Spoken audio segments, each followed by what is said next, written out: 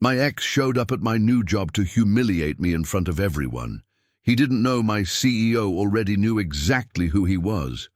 The moment Marcus walked into that boardroom, I felt 4 years disappear in half a second. He laughed, loud enough for everyone to hear, still doing the marketing thing, I see. I felt my face go hot, the old shame rising like muscle memory. I expected to shrink. I expected to disappear the way I always used to. But before I could say a single word, my CEO stood up, looked straight at him, and said one sentence that changed everything. "I know that name." Marcus's smile froze. Mine almost did too, because I had no idea what my CEO knew about the man who once convinced me I wasn't built for rooms like this one. I only knew, watching his face change, that something neither of us saw coming was about to come due. The rain had a particular sound against the floor-to-ceiling windows of the Meridian Group's 32nd floor. A soft percussion that Olivia Bennett had grown to associate with productivity. Chicago in late October was grey more often than not, the kind of grey that pressed down on the lake and turned the skyline into something painted in charcoal. But she had stopped minding the gloom years ago. There was something honest about it. Something that matched the version of herself she'd had to build from nothing. She arrived at 6:45 every morning, before the espresso machine in the break room had even finished its first cycle, before the junior analysts shuffled in with their lanyards still crooked from sleep.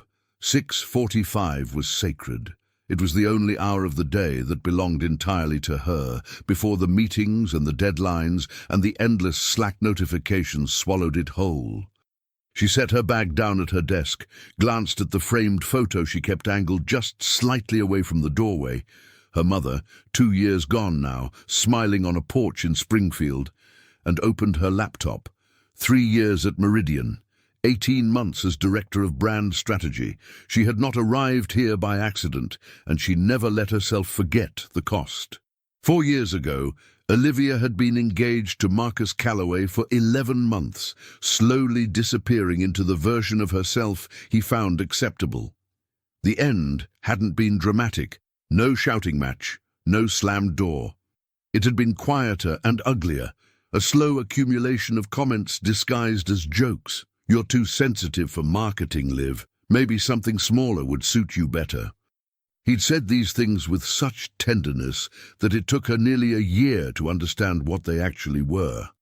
The breaking point came at his cousin's wedding in Lake Geneva, when Marcus introduced her to his colleagues as, "My fiancée.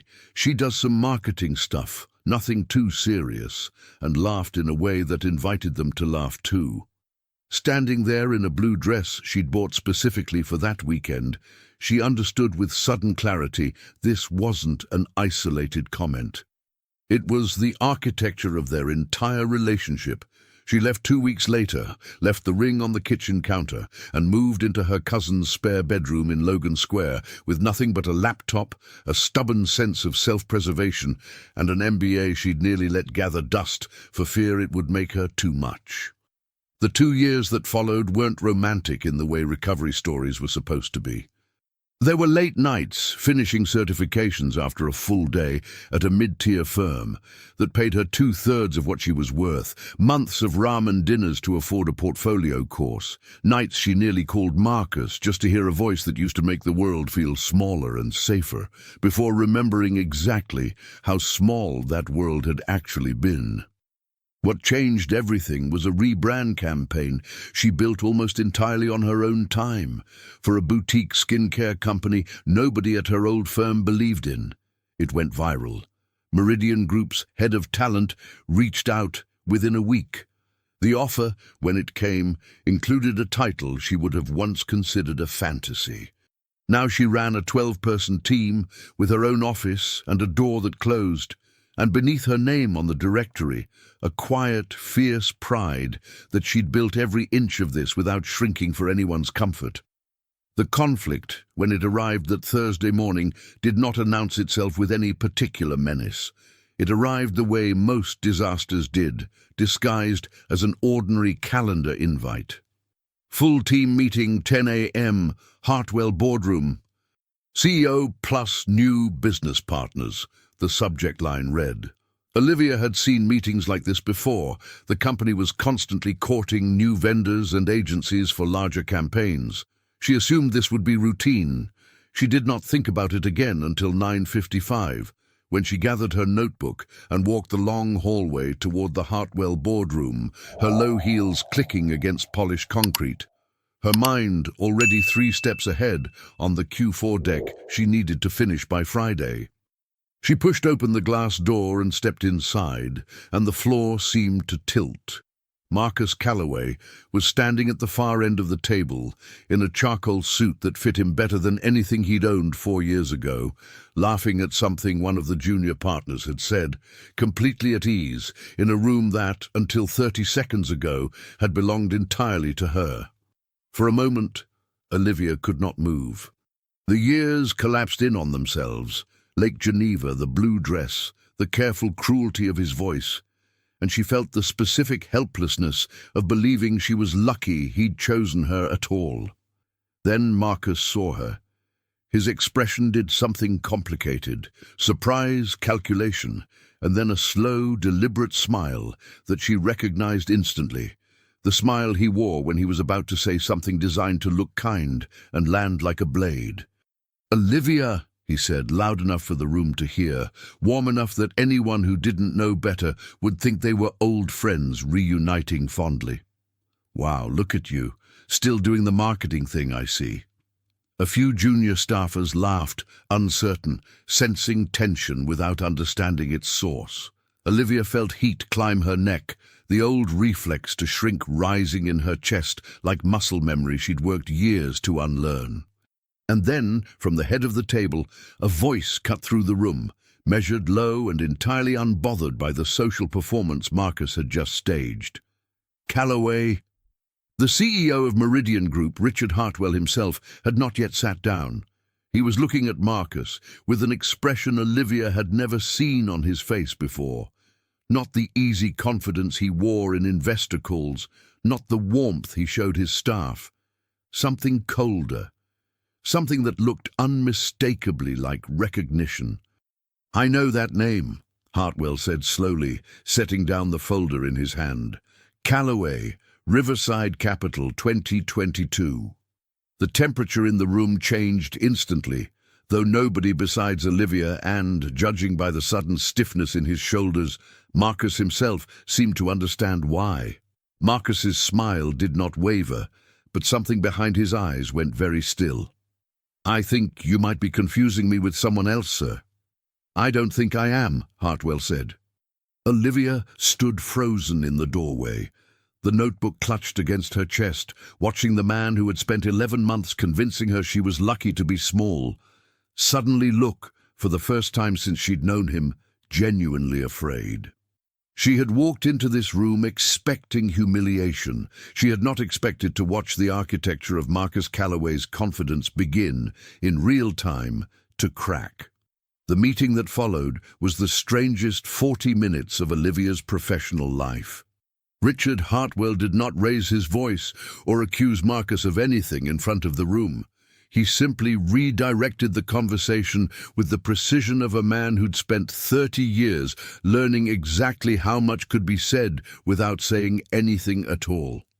"Why don't we table the partnership discussion," he said evenly, "and reconvene in my office? Just the two of us, Mr. Calloway." Then, almost as an afterthought, his eyes flicked to Olivia. "Ms. Bennett, I'd like you to join as well." Olivia's stomach dropped.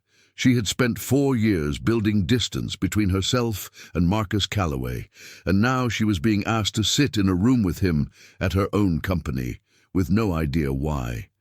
The walk to Hartwell's office felt endless. Marcus fell into step beside her, close enough that she caught the same cologne he'd worn the night he proposed, and murmured, low enough that only she could hear, "Small world, huh? Guess you really did make something of yourself." The compliment landed exactly like the ones from their relationship always had, wrapped around something sharper underneath. She said nothing. 4 years ago, she would have filled the silence with something self-deprecating. Now, she simply walked, spine straight, until they reached the office. Hartwell closed the door and did not sit, looking out at the grey expanse of Lake Michigan, hands folded behind his back. "Marcus Calloway," he said again, testing the name like he was double-checking a memory he already trusted completely. "You were at Riverside Capital, Senior Associate, 2021 to 2023. "That's right," Marcus said, his voice carrying the easy confidence of a man who'd talked his way out of harder rooms than this one. "Though I'm not sure what that has to do with the partnership." "Indulge me." Hartwell turned. "I had a friend at Riverside, Daniel Whitfield. You'd remember him. You worked under him for nearly 2 years. Something flickered across Marcus's face. There and gone so fast, Olivia might have missed it if 4 years hadn't trained her to read every micro-expression he was capable of producing. "Daniel and I worked together, sure. Daniel and I went to business school together," Hartwell said. "Northwestern, class of 1998. We've stayed close for almost 3 decades.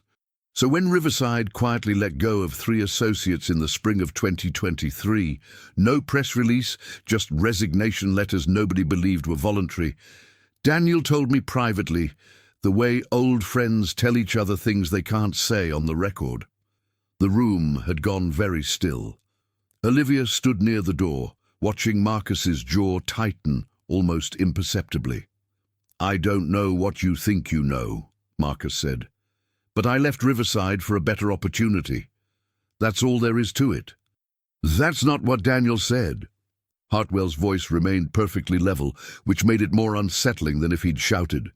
"He said there was a client account, a small manufacturing firm out of Ohio, 3 generations old, that lost almost $400,000 under your management.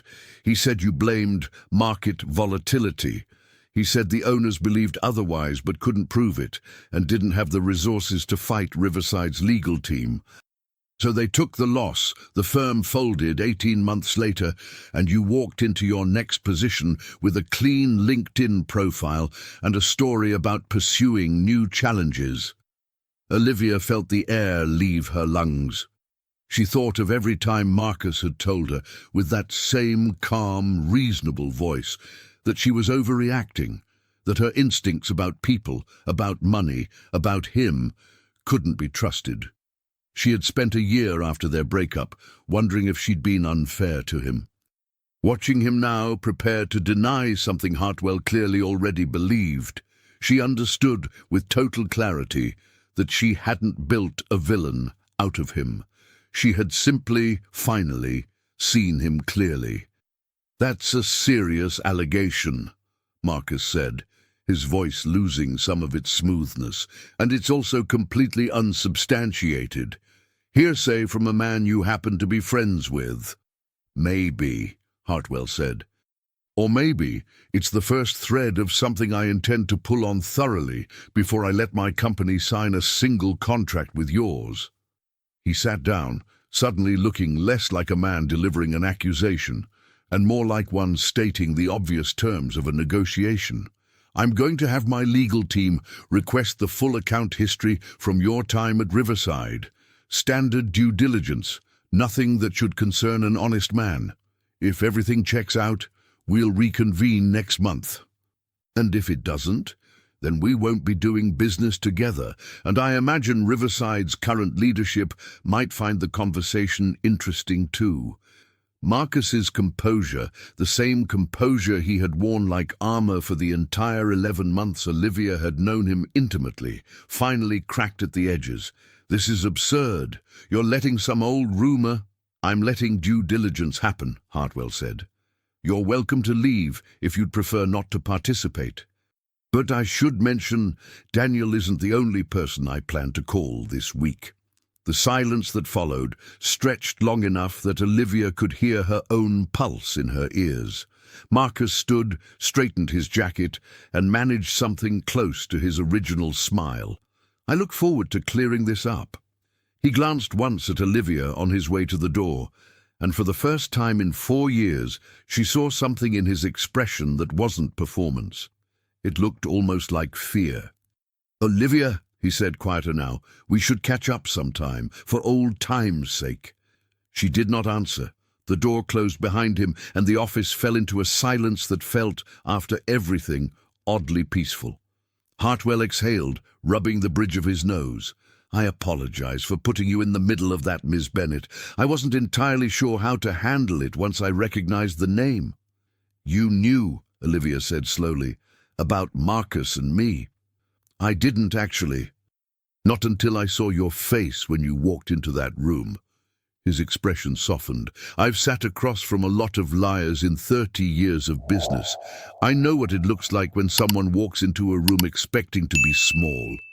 The observation landed harder than she expected, hollowing out something in her chest she had thought, after 4 years, was fully healed.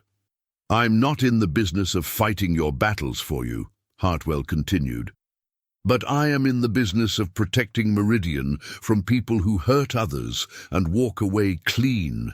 If those happen to be the same thing in this case, I won't pretend that's a coincidence I regret." Olivia walked back to her office in a daze and stared at her closed laptop for a long time before opening it. She had built a life specifically engineered to never think about Marcus Calloway again. And yet here he was, walking back into her world at the exact moment she'd finally stopped flinching at the sound of his name. Beneath the shock, something else was beginning to take root. Not satisfaction exactly, something quieter than that. The sense that the universe occasionally kept better records than people did. By Friday, the office buzzed with rumors about the cancelled partnership, though only Olivia, Hartwell, and presumably Marcus knew the real reason. Hannah Reyes, a senior copywriter she'd grown close to, caught her in the break room. "Okay, what actually happened? You've had a face on you since Thursday." "Turns out the universe has a sense of humor," Olivia said. "I used to be engaged to that guy. 11 months, 4 years ago. It took me 2 years to feel like myself again." Hannah studied her with quiet recognition. "And now Hartwell knows something bad enough about him that the deal's frozen. Do you understand how rare that is?" Hannah set down her mug. "Most women never get to see it. The receipts just disappear. The guy gets promoted, gets married, and everyone who knew the truth has to live with knowing it and never seeing it land anywhere." Olivia hadn't thought about it that way. What it might mean to watch consequences arrive, not from her own hand, but from the simple machinery of cause and effect finally catching up. She didn't know yet how deep the Riverside situation went. But for the first time since Thursday, something cautious and unfamiliar settled in her chest. Something that felt, cautiously, like hope. The investigation took 11 days, and Olivia spent every one of them performing a version of normalcy she didn't entirely feel. She ran her team's morning stand-ups. She approved creative concepts for a beverage client's spring campaign. She answered emails with the same efficient warmth she always had, and if anyone noticed the faint distraction behind her eyes, they didn't mention it. Only Hannah knew the full shape of what was happening. And even she didn't know everything, didn't know that Olivia had started dreaming again about Lake Geneva, about the blue dress, about Marcus's laugh carrying across a room full of people who thought they were watching something funny. The dreams unsettled her more than she wanted to admit. She had believed, genuinely believed, that she'd outgrown them. That 4 years of therapy, certifications and hard-won independence had sealed that chapter shut. But Marcus's reappearance had cracked something open that she thought had healed completely, and now she found herself second-guessing things she hadn't questioned in years, whether she'd been too harsh in leaving him, whether her memory of those 11 months had quietly exaggerated itself into something crueler than it actually was. It was Hannah who said the thing she needed to hear on a Tuesday afternoon over coffee that had gone cold an hour earlier. "You're doing the thing," Hannah said. "What thing?" The thing where you start wondering if you made him up. If the version of him you remember is somehow worse than what actually happened. Hannah leaned forward. Olivia, I've known you for over a year, and in that time you've never once exaggerated a hardship. If anything, you minimize. So when I hear you start questioning your own memory of a relationship that made you move out with 2 suitcases and no plan, I know exactly what's happening. It's not memory distortion. It's him, back in the building, making you small again just by existing in your peripheral vision. The words settled into Olivia's chest, like something true, finally being said out loud. She had spent 11 days quietly unraveling, and she hadn't even noticed the thread until Hannah pointed directly at it. On the 12th day, Hartwell's assistant sent a calendar invite for 4 o'clock. No subject line beyond Riverside update. Olivia found herself oddly nervous walking into his office that afternoon, as though she were the one under investigation rather than simply an accidental witness to someone else's reckoning. Hartwell gestured for her to sit. His expression was harder to read than it had been during the confrontation with Marcus, more careful, more measured, the expression of a man delivering news he'd thought carefully about how to frame. I wanted you to hear this from me directly, before it becomes office gossip, which it inevitably will. Okay, Olivia said, bracing herself for she wasn't sure what. Legal confirmed 3 former Riverside employees corroborated a pattern. Calloway oversaw at least 2 accounts, not 1, where significant client losses were attributed to market conditions that don't actually match historical data from those periods. One of the families, the Ohio manufacturer Daniel mentioned, has apparently been quietly pursuing a civil case for over a year, but they're a small operation without the resources to move quickly against Riverside's legal team. Olivia absorbed this slowly. So he really did it. It appears so. And not as an isolated mistake, as a pattern repeated, hidden behind plausible deniability and an exit timed perfectly to avoid scrutiny. Hartwell paused. Meridian is formally withdrawing from any partnership discussion with his firm. I've also made a call to an old colleague who sits on the board of the company Calloway currently represents. What he chooses to do with that information isn't my business. But I wasn't going to sit on it. Why are you telling me all this? Olivia asked. I'm not involved in the partnership decision. I don't need to know the legal details. Hartwell was quiet for a moment, considering his answer. Because 4 years ago, you left a relationship with a man capable of this, and you did it with nothing but instinct and a couple of suitcases. I imagine there were people in your life who told you that you were overreacting, that you were throwing away something good. His eyes were steady on hers. I wanted you to know your instinct was right, Ms. Bennett. Sometimes that matters more than people think it does. Something in Olivia's chest, something she hadn't realized was still clenched tight after all these years, finally loosened. She thanked him and walked back to her office.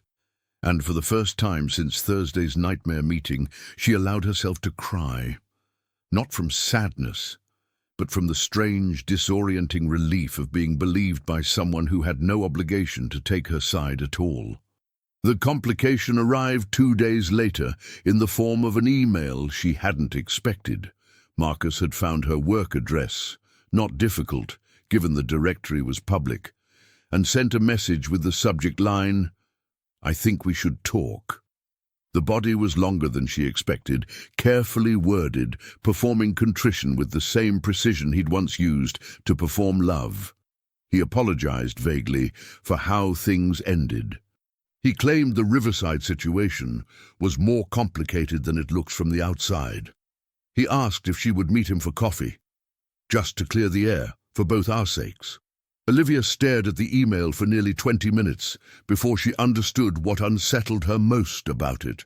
It wasn't the audacity, though there was plenty of that.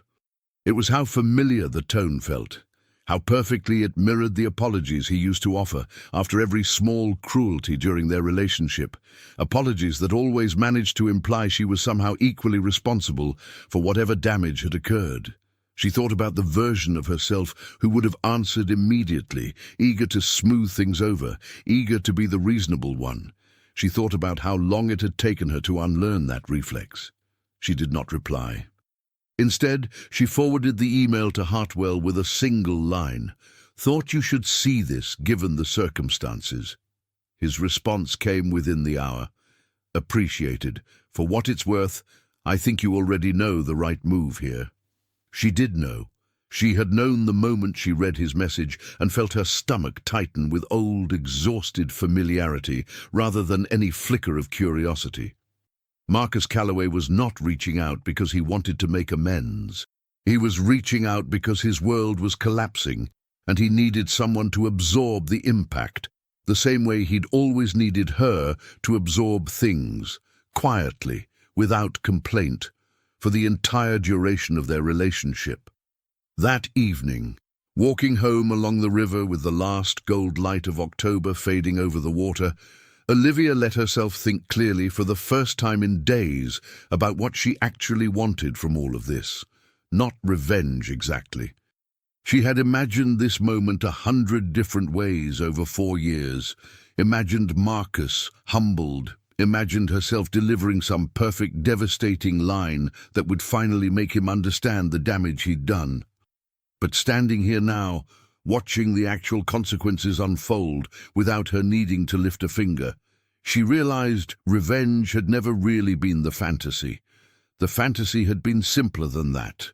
The fantasy had been being believed.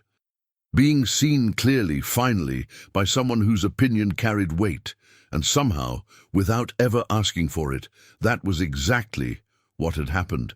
She still didn't know how the story would end, whether Marcus would face any real consequences beyond a cancelled partnership, whether the Ohio family would ever get the resolution he'd cost them. But for the first time since Thursday morning, she stopped waiting for the other shoe to drop. She started, instead, to simply watch. The story broke on a Wednesday morning in early November, not through any deliberate leak, but through the unglamorous persistence of a financial journalist who had apparently been circling Riverside Capital for months, following a thread that began with an anonymous tip about irregular client reporting. Olivia learned about it the way most of Chicago's finance world did, through a notification on her phone during her morning commute, a headline from a regional business outlet.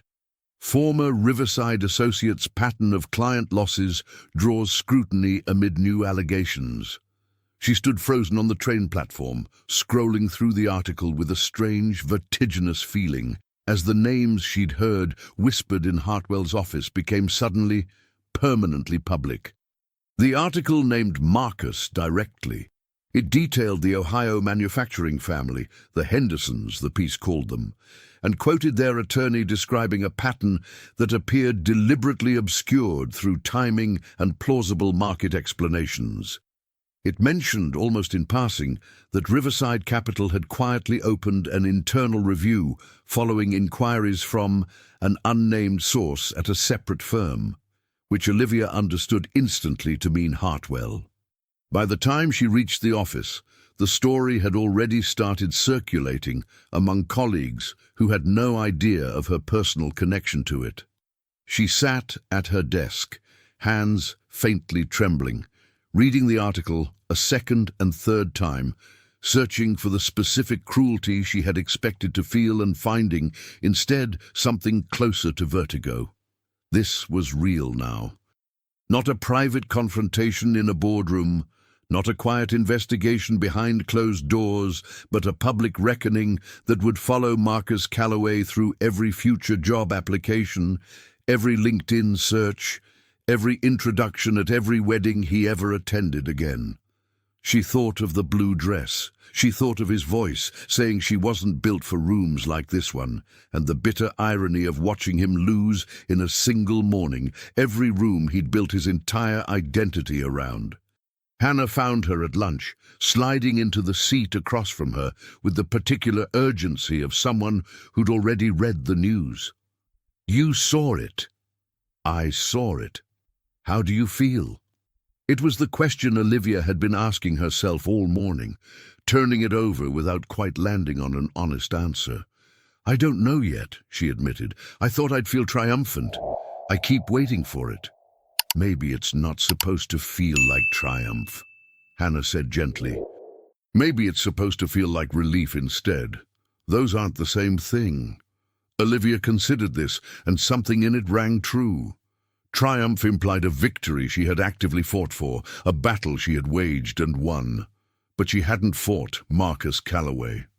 She had simply left him 4 years ago and built a life so far from his orbit that his eventual unraveling had nothing to do with her at all, except for the strange coincidence of geography and timing that had placed her in a doorway on the exact morning his past finally caught up to him. The confrontation she hadn't anticipated came 2 hours later, when Marcus appeared in Meridian's lobby, unannounced, asking the front desk to call up to her office. Olivia almost refused to go down. Every instinct told her this was a mistake, that nothing good could come from standing in the same room as a man whose carefully constructed life was now visibly collapsing around him. But some other instinct, curiosity, or perhaps the simple human need to see an ending through to its final scene, pulled her toward the elevator instead. He looked different than he had 2 weeks earlier. The charcoal suit was the same, but something in his posture had changed, some essential confidence drained out of him in a way that made him look almost unfamiliar.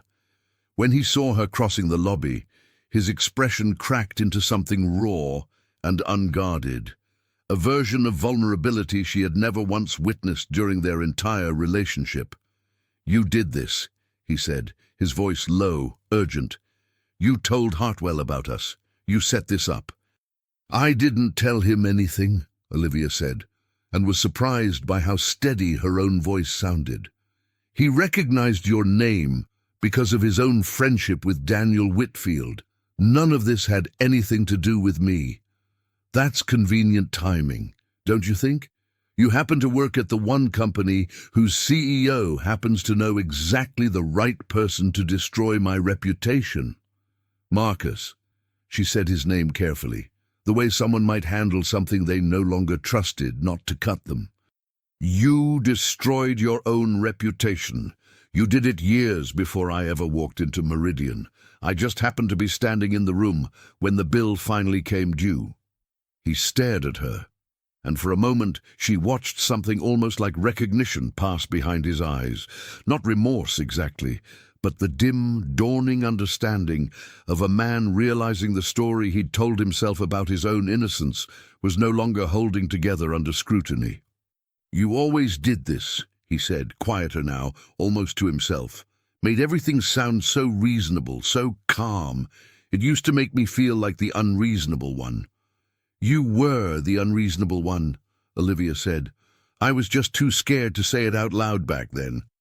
The lobby had gone quiet around them, a few employees pretending not to listen while clearly listening intently. Marcus seemed to register the audience for the first time, some old performative instinct flickering weakly across his face before collapsing under the weight of everything that had happened that morning. "I lost the partnership," he said. "I'm probably going to lose my position at the firm. The Hendersons' lawyer is talking about a formal lawsuit now that the story's public. Everything I built, everything you built on other people's losses," Olivia finished, not unkindly, but without softening it either. "I'm sorry that's happening to you. I genuinely am. Not because I want you to suffer, but because I don't actually enjoy watching anyone fall apart, even you. But I'm not going to pretend I don't understand why it's happening, and I'm not going to apologize for being in the room when it did." He didn't have a response to that. For the first time since she'd known him, Marcus Calloway seemed to have run entirely out of words designed to reframe a situation in his favor. "I should go," he finally said. "You should," Olivia agreed. He turned toward the door, then paused, looking back at her with an expression she couldn't fully pass, something between resentment and a kind of broken, unwilling respect. "You really did become someone, didn't you? Despite everything I said." "I became someone because of everything you said," Olivia replied. "I just didn't let it mean what you wanted it to mean." He left without another word, walking through Meridian's glass doors into a Chicago afternoon that had turned unexpectedly bright, the gray clouds finally breaking apart to let thin November sunlight through. Olivia watched him go, waiting to feel something definitive, closure, satisfaction, even pity. But what settled over her instead was quieter than any of those things. It was simply the sensation of a door, long left ajar without her realizing it, finally closing all the way.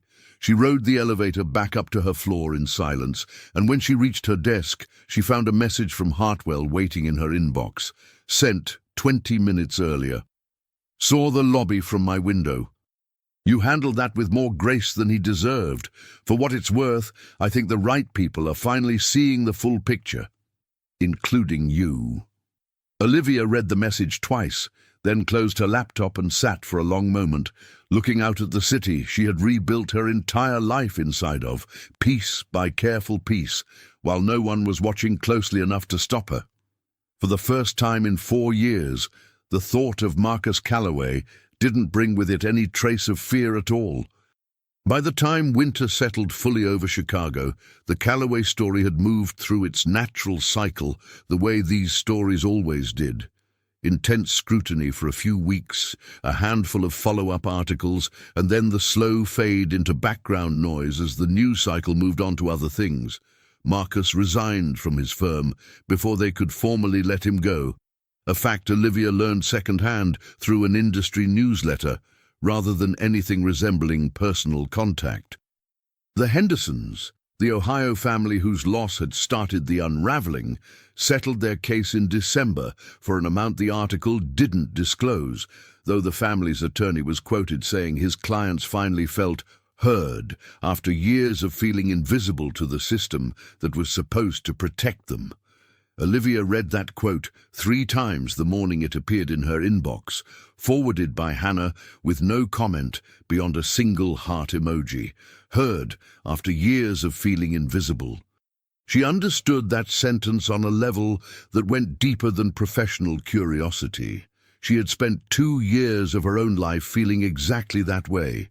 Invisible to the version of herself she'd once been.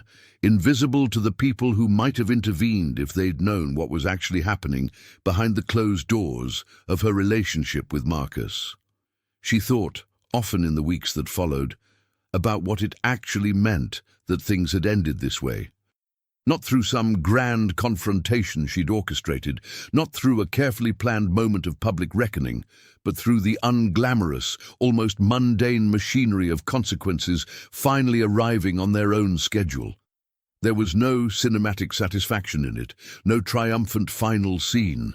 There was only the quiet fact of a man's carefully built reputation finally collapsing under the weight of things he'd done years before she'd ever walked back into a room with him. She understood now that this was, in its own way, more satisfying than anything she could have engineered herself. She hadn't needed to become someone cruel or vindictive to see him face consequences. She had simply needed to keep building her own life, honestly and persistently, until the day arrived when his dishonesty caught up with him on its own terms.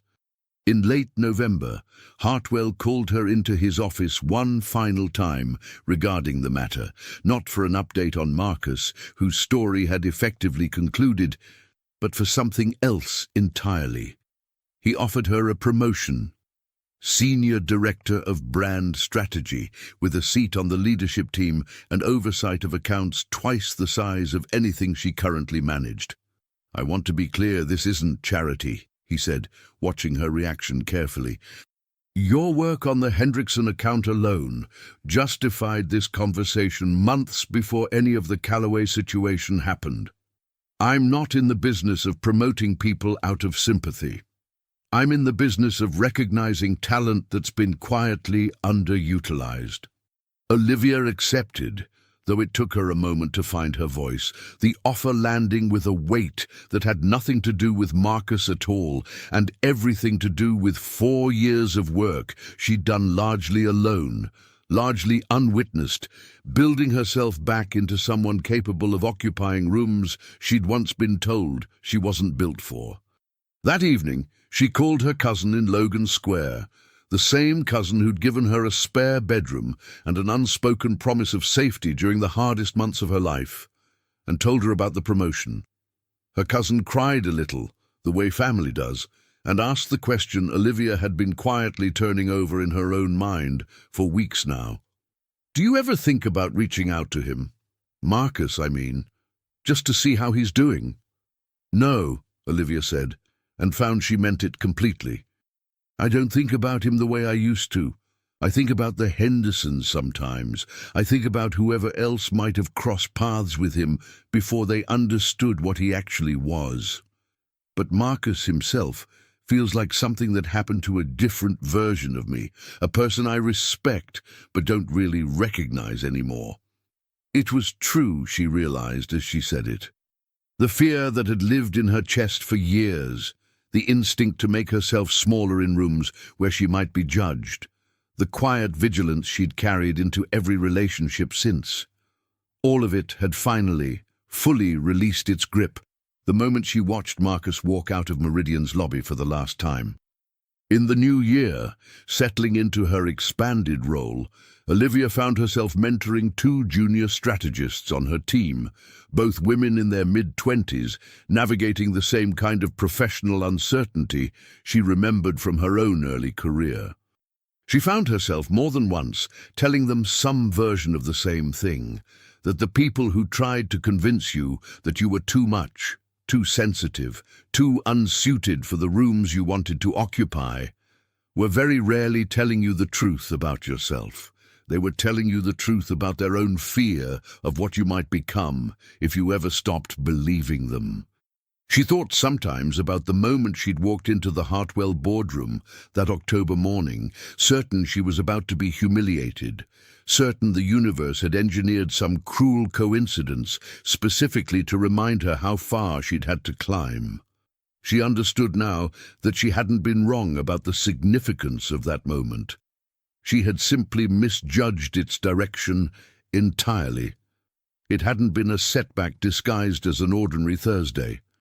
It had been the final, unexpected confirmation that the life she'd built, brick by careful brick, was sturdier and more real than anything Marcus Calloway had ever convinced her to believe about herself.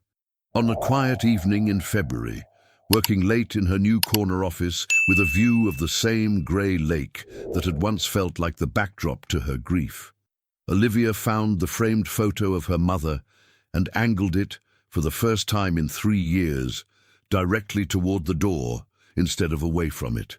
She didn't need to hide it anymore. There was nothing in this office, in this life, that she felt the need to protect from scrutiny. She had spent 4 years building a version of herself capable of surviving a room with Marcus Calloway in it. What she hadn't expected, walking into that boardroom on an ordinary Thursday, was that she would walk out the other side having proven something far more valuable than survival. She had proven, finally and completely, that she had never needed his permission to take up space at all. The lake outside her window had turned the color of brushed steel, the last light of a Chicago winter afternoon fading slowly behind the skyline she had once arrived in with 2 suitcases and nothing resembling a plan. Olivia closed her laptop, gathered her coat, and walked out into the cold evening air, carrying with her the quiet, hard-won certainty that whatever came next, she would meet it standing exactly as tall as she already was.